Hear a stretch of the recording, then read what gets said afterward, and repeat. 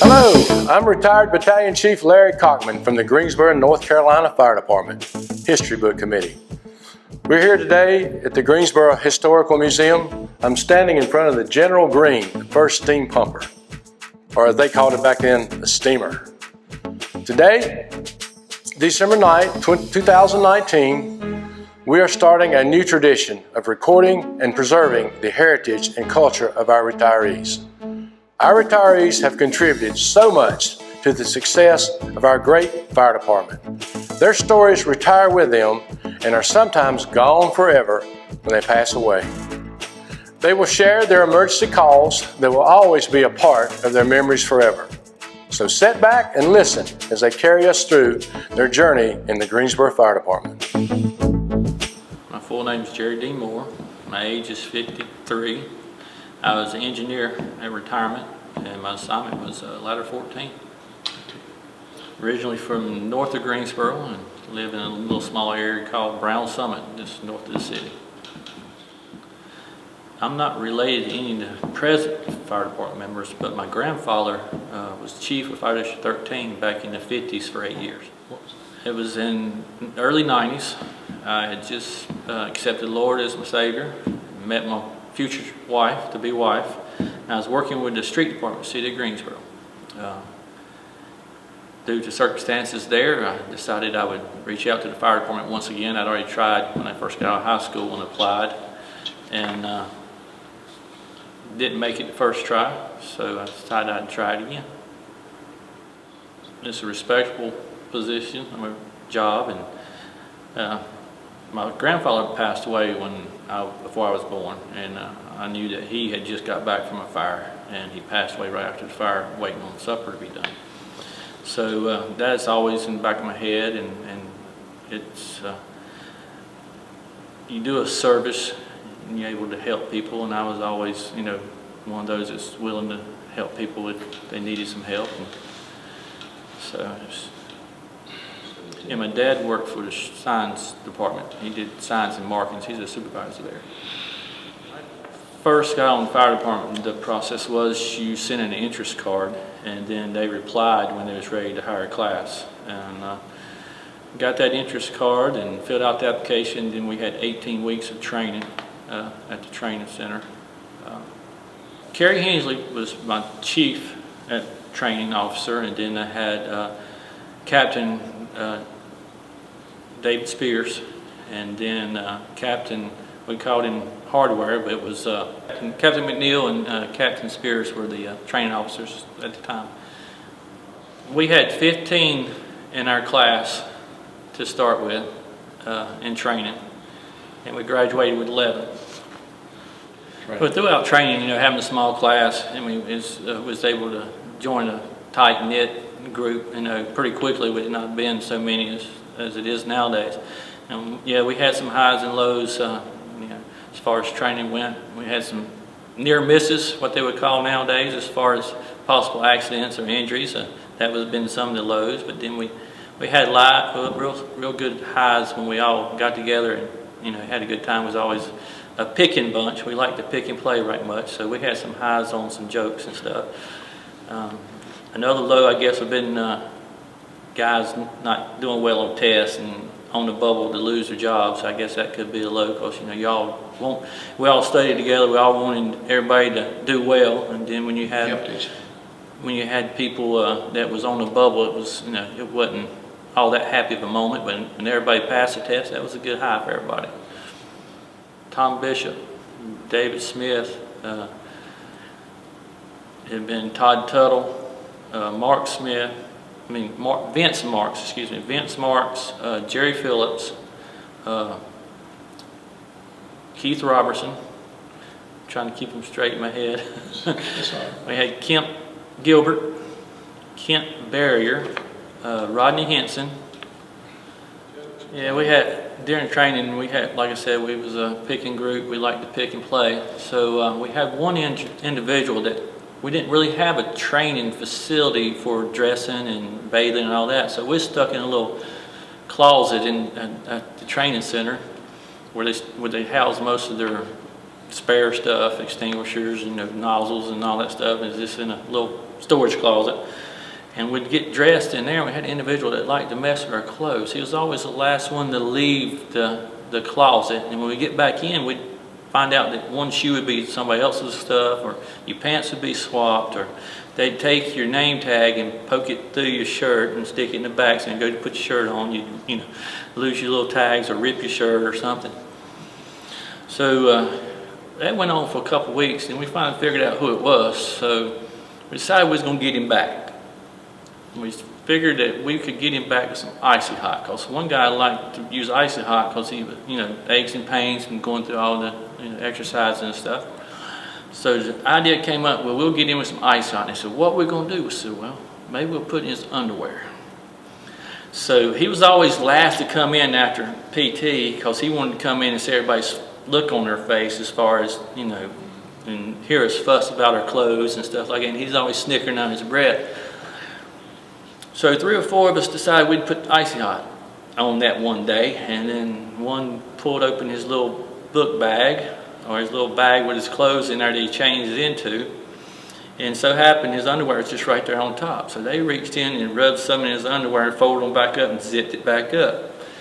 He comes in, he's laughing because he had messed with our clothes that day, and we was all trying to keep a straight face. And we got back into the classroom after everybody had changed, and everybody was sitting there, and Captain Spears at the time was teaching, going over to what part of the lesson plan was in for that day. And he kind of sat in the middle of the class, so the ones behind him was kind of watching him. And he started wiggling in his seat, started moving around.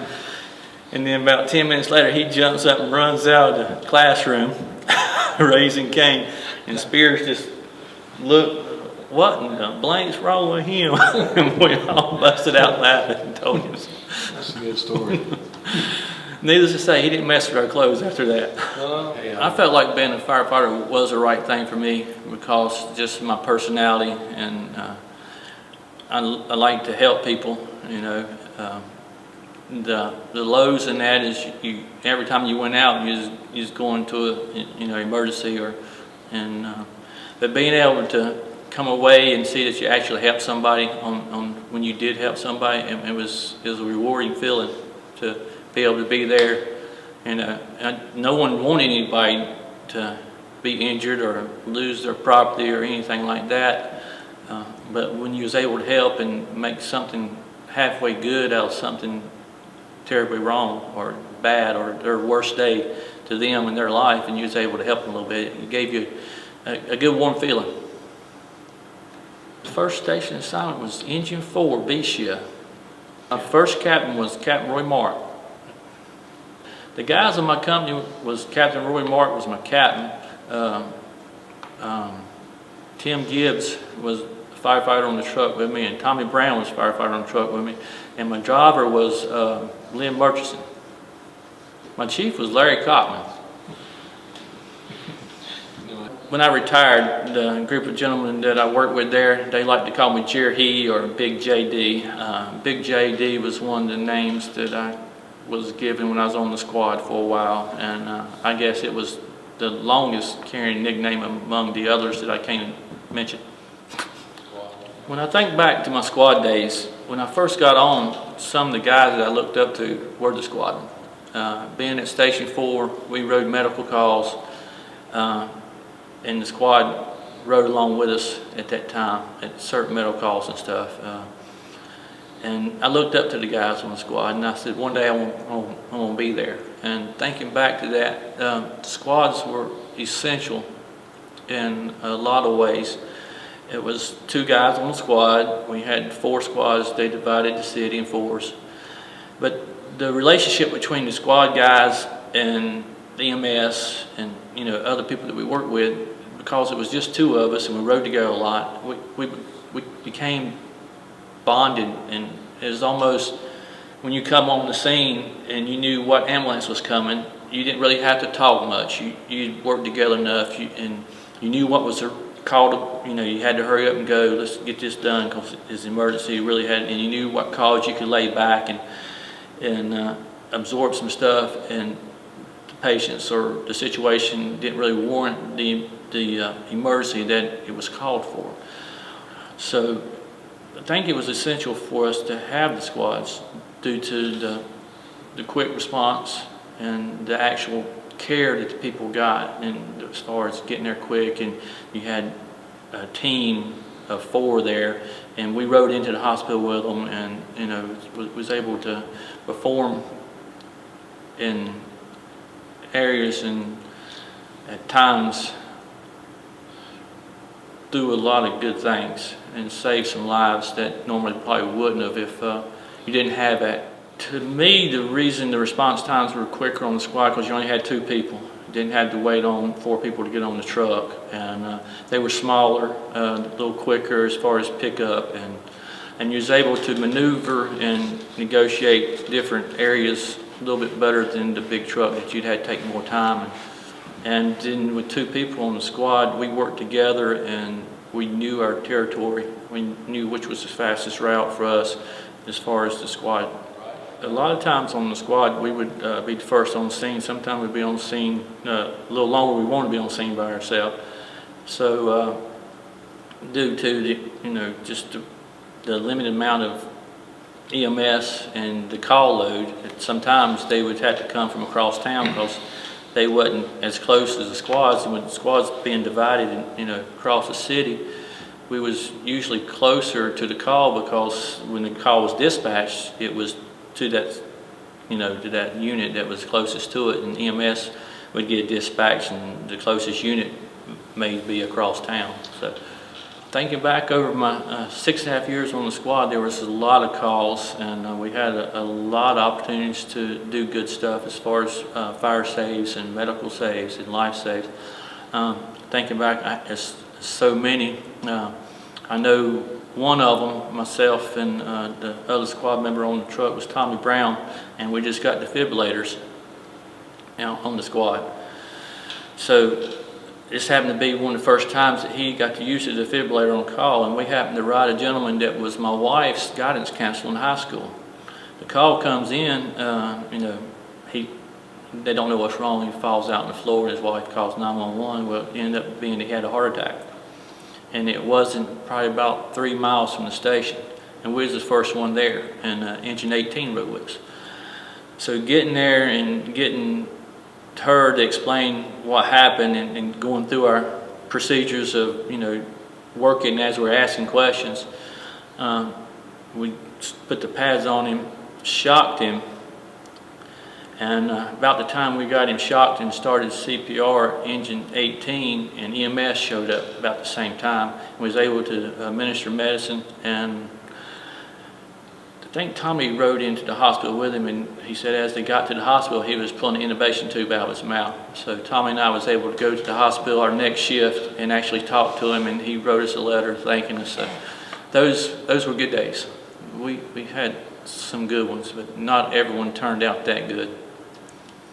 On those calls that weren't so good and we weren't able to come out with the situation, with the outcome that we wanted, the final outcome that we wasn't able to, we did all we could do, and it's just one of those that we wasn't going to revive them, and it was just their time and they was ready to go. Those were hard times.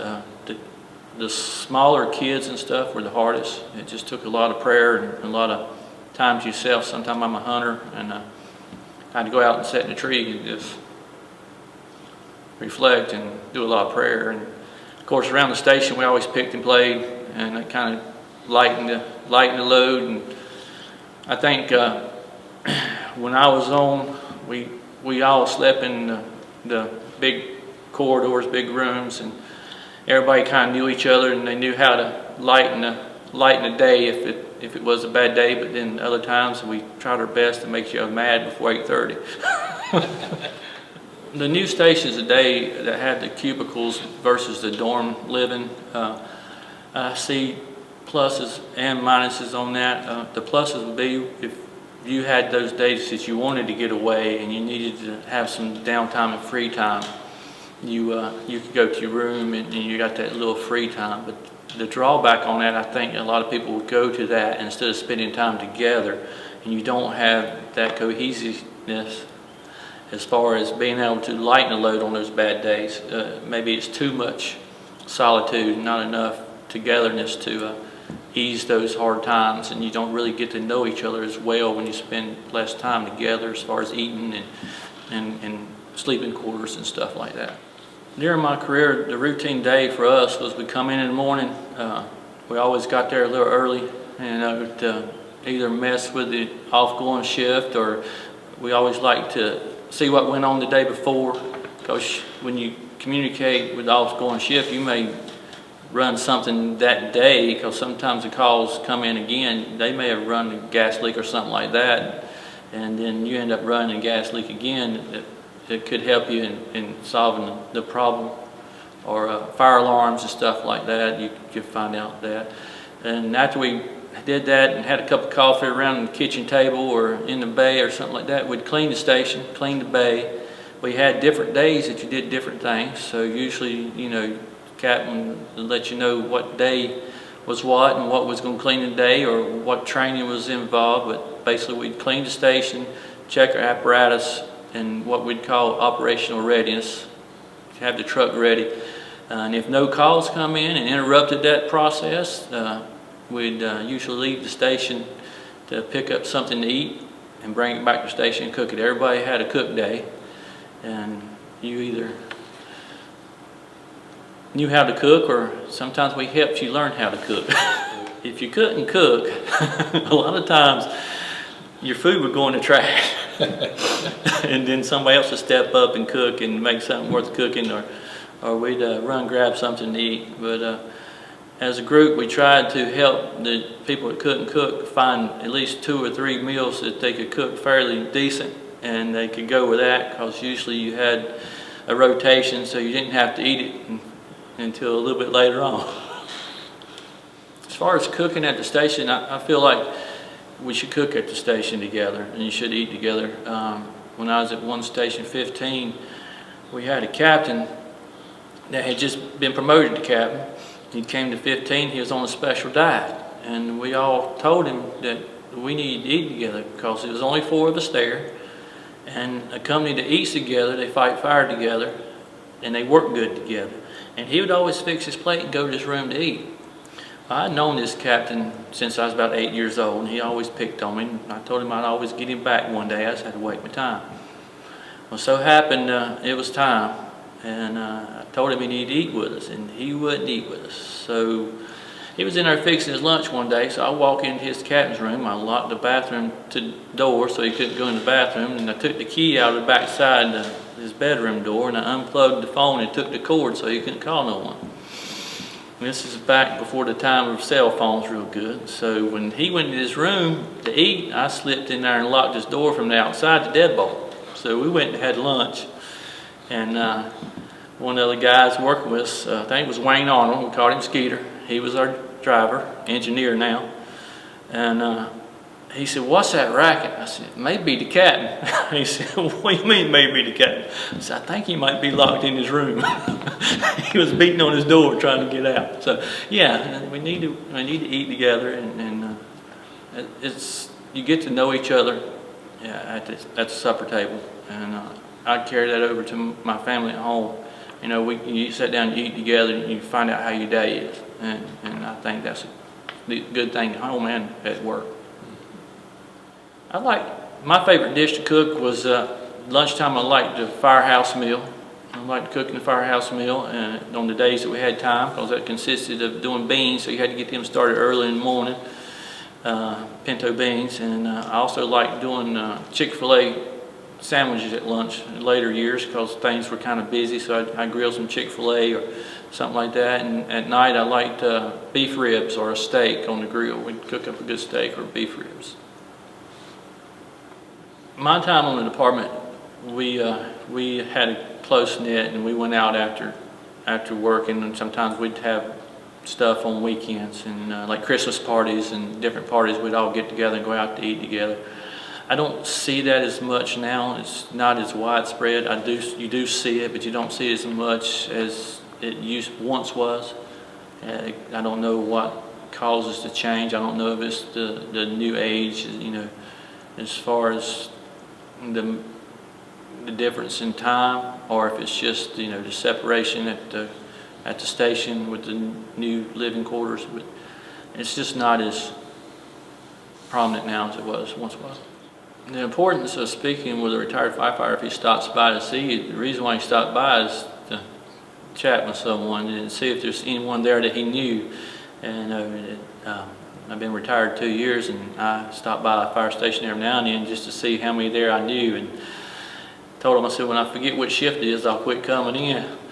But you can learn a lot from retired firemen, you know, as far as some of the stuff that they rode and some of the stuff that they've been on, and they can help you out with a lot of useful information. And spending some time out talking with them, you can learn something from them if you'll listen sometimes. As far as retired firefighters coming back talking to the recruit class, they have some good information to pass along. And one thing is, you know, you have a retired firefighter, he sits back and talks about the good old days. But what needs to be realized, they're sitting in their good old days. So that can give them a lot of insight and think back on, you know, will I be able to come back in 30 years and be able to talk to a recruit and give them some vital information that would help them throughout their career and get them on the path that they want to be on. Yeah, my first fire call was day one at Station 4, which I think in the 90s, early 90s, we wrote about 875 calls, and we was wide open. We thought we was really doing it. Our first fire call was actually a little bedroom fire. It was just a little dresser on fire, and it actually was mostly out the time we got there. So that was my first fire call. I was on several nice sized fires throughout my career. The George C. Brown fire we of course it seemed like we burnt something there every other month, it seemed like. And then the lumber yard fire, it burnt twice, I believe. Right off of Spring Garden Street. Okay. And yeah, we was there, rode that one. And I guess downtown, we had some fires downtown where Hams is now. I was on a ladder company then when it caught on fire, and we had to do a emergency evacuation there with some personnel. And then I guess the most memorable fire would be the 811 South M. Eugene fire. We were on that fire, and it was a real tough call for everybody throughout the whole department. It was a Mayday call where a roof collapsed on the automotive building, and the front half of the building was sort of like a vacuum cleaner, appliance type stuff, and it was full. And then the fire actually got ahead of the call because I believe some personnel there was trying to put it out themselves. And during that fire, we were dispatched to another fire on Ward Street with 56, and we was coming out of the station at 14. And as we came down Summit Avenue, we looked up and saw the fire downtown. And at that time, we had the firefighters on the back was on the TAC channel with the South M. Eugene fire, and we was on our TAC channel and going to our fire. And we kind of all agreed that we'd be at that call before it was over with, because the way the column and plume of smoke was from Summit Avenue, and they was on the other side of town, that wasn't just your ordinary car on fire in the building. So by the time we got to Market Street and Burlington Road, and we was getting ready to take a left on to Burlington Road to go to Ward Street, the Mayday came out. So we just, without even asking, I just took a right, headed downtown, and the captain called 56, and as soon as he called 56 on the TAC channel, they said, "We're good here, y'all go ahead." So we got there before the second alarm did, because of where we was at on Market Street. We was able to get there fairly quick. And that was a tough day. The Mayday came out, like I said, while we was en route to the call, and we diverted for the Mayday. We got there right before the second alarm companies got there, and they had most of the people out. And as we positioned our truck to try to get our tools as close as we could to the actual building to try to help with Mayday. They had just brought the captain out when we first got there. So we had just got on scene seconds before they was able to retrieve the downed firefighter and start, emergency operations on them. The day of 9/11, I was laying on the couch just getting home from kidney stone surgery, and we got a phone call, and they said a plane crashed into the towers. And I turned the TV on, was able to watch the second plane crash, and your heart sunk.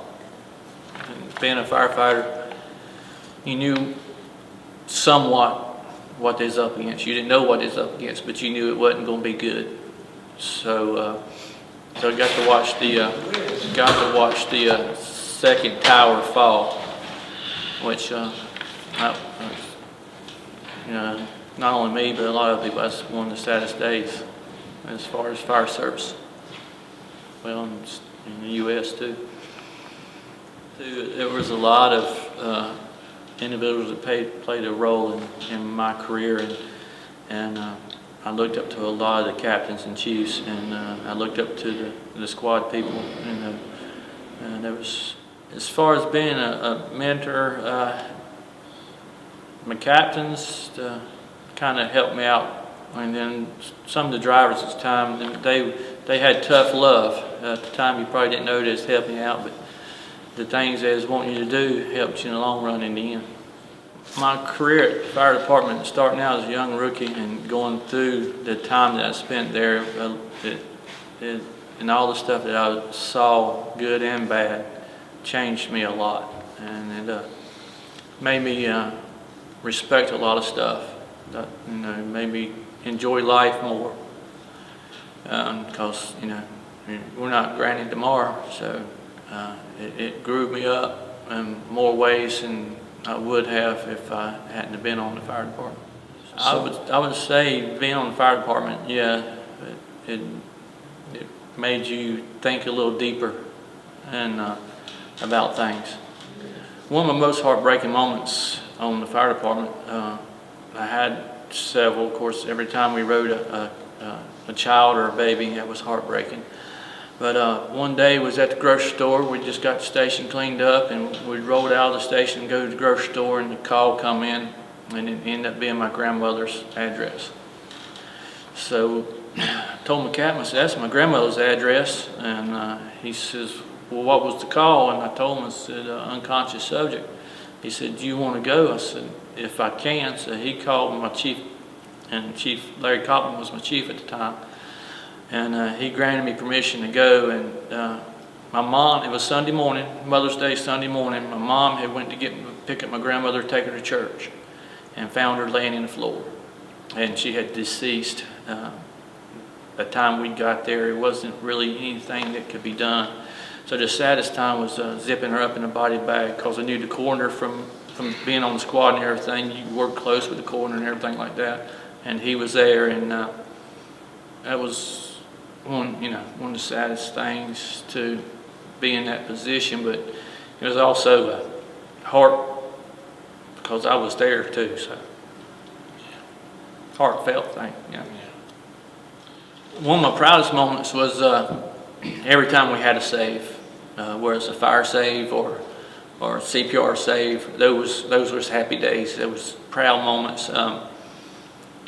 When I decided to be a driver, actually making the driver's list was a proud moment, and that's where I wanted to be, and that's where I wanted to stay. I didn't want to go anywhere else. That was me right there. Only bad thing, I felt like a dog chained to a tree, because I wanted to be inside. I remember one time at Station 8, we had a little house fire, and we had just got the new engine. We pull up and charge the lines, and another firefighter, we always helped each other out. The engineer from the other engine company, which we're still drivers then, FEOs, we weren't engineers at the time. He comes up and says, anything I can help you with? I said, yeah, watch this pump panel. So I started jumping in my clothes so I could go in. But during my career of firefighting, there were several firefighters that passed away while I was at work. First one, I was at Station 8, and Andrew Nyland had a car accident the shift before our work shift, and he was killed in a car accident. And we walked in early that morning, and the squad guys was up front. We walked up front and was talking to the squad guys and asked them how the day was, and of course they were down, and they told us that they had rode Andrew, and Andrew was on our shift, and he had actually died in a car wreck. Captain Cabness, I was working with him at Station 14. He was training for marathon, and like I said, I show up early in the morning and pull up, and he was in the back wringing wet. He would run to work training for marathon every morning, doing his work and training, and he went to run his marathon, and he was within sight of the finishing line, and he collapsed, and he collapsed in the Chicago Marathon just within sight of the finish line. And those were some tough days, because would I go through the fire department again or apply for the fire? Yes, I still love the fire service, but you know, as you get older, you know when it's time for you to leave, and it was my time to leave. I still enjoyed the fire service. As far as going back through it, yeah, it was a good job. I mean, as far as doing anything different on the fire service, yeah, there's always, you look back, there's always things you think you could do different.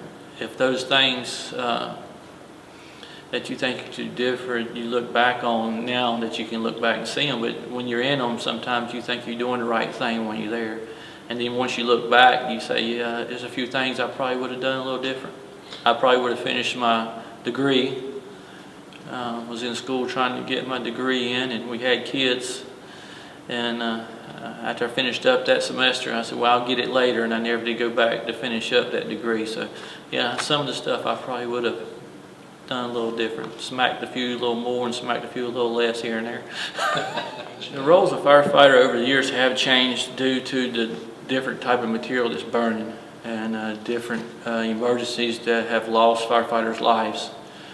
And we try to learn from those situations and those fire calls, because you're doing a dishonest to the people that lost their life if you don't take that call or that situation where they lost their life and expound on it and grow from it and try to make it better for everybody else. So as far as your roles, yeah, you know, life changes different things, and it forces you to change your role as far as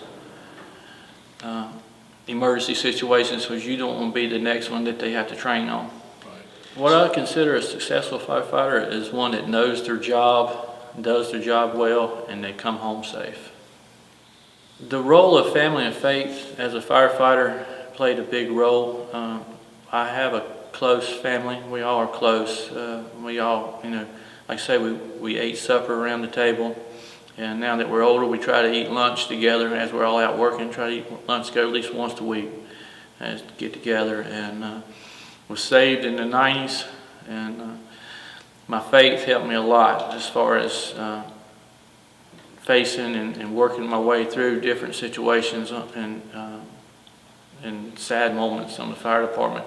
And hopefully I was able to help some other people along the way with some of the stuff as far as faith. And the one person that really made a difference in my life would be my wife. She's strongly based in religion, and she's a God-fearing woman. And the days that I was off center, she had a way to bring me back. As far as the fire service and the toll it took on my life, yes, it did take a toll on my life. Okay. And that's another thing I tell the rookies today is you need to train like it's your life that's dependent on it, because you got to look after yourself. And I did some things that I probably could have done a little better to look after myself. So I have some aches and pains I probably wouldn't have if I would have took some advice from older firefighters at the time and listened when they said you end up regretting that one day. And I don't really regret it, but I wish I would have listened and not worked a little smarter instead of harder, and training will help you work smarter. Well, I know Captain Mark, when I was a rookie, he tried to, and you was part of this too probably, he tried to get me above standard on evaluation. He sent an above standard. He said, you can't have a rookie above standard. So I said, that's fine with me. Standard's good. I don't want to be anything above. Standard's good. We hope you enjoyed watching these documentaries. It was our goal to share and preserve the memories of our retired Greensboro firefighters. It is our desire that these documentaries will inspire future generations to continue the brotherhood, sisterhood, and camaraderie while always striving for excellence in their careers.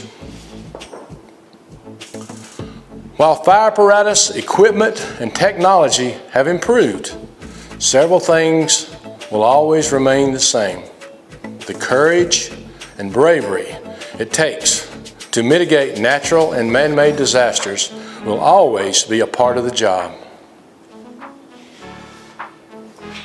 Although our retirees are no longer a physical part of the GFD world, a giant piece of each retiree's memories have been shared with you today.